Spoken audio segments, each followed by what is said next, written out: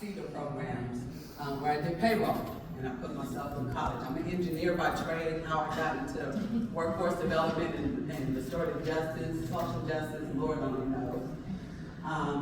But I think about programming differently. Everybody came and kind of sought after me for my ideas and ingenuity, so I never really had to apply for a job. People came looking for me, which is a blessing in disguise, because I think about things differently than a probation officer, a teacher, a social worker. So for that, I feel very blessed.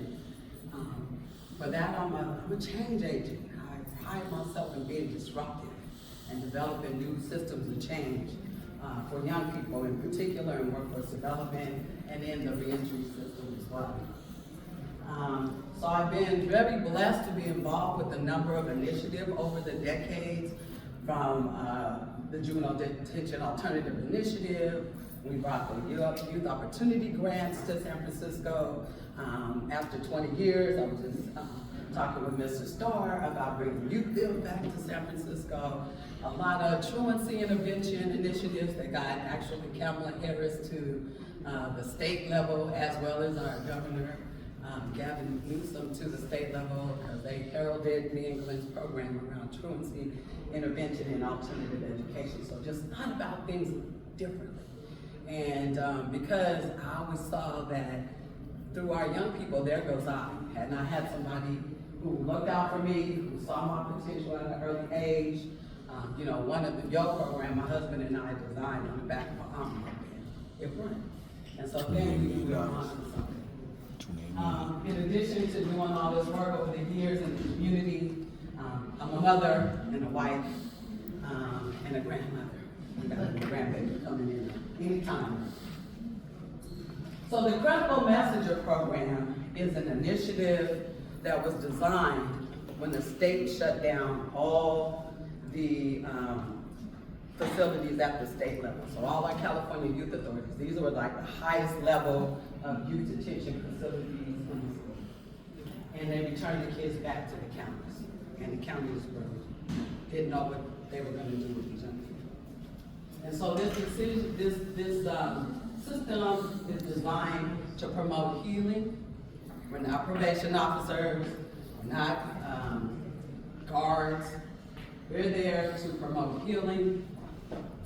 It was very intentionally designed and structured to be systemic and to figure out how we better serve. We made a commitment to serve these young people differently for these long-term commitments.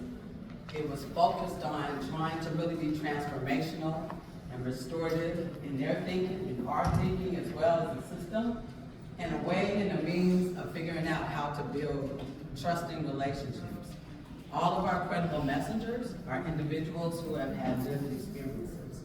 And what do we mean by that? These are individuals that are rooted in our communities. When I say lived experiences, about a third of my staff come from the reentry community. They have been detained, and everybody in this particular program has done 10 plus years in some sort of federal or state penal institution. So they share their life experiences with these young people. I can consider myself, after doing this work for 42 years, focused on young people, focused in the justice system, but I've never done a day in jail. If a police car rolls up behind me right now today, knowing I have my registration, my insurance, I got all my paperwork, I'm gonna panic. I cannot even imagine a second in detention.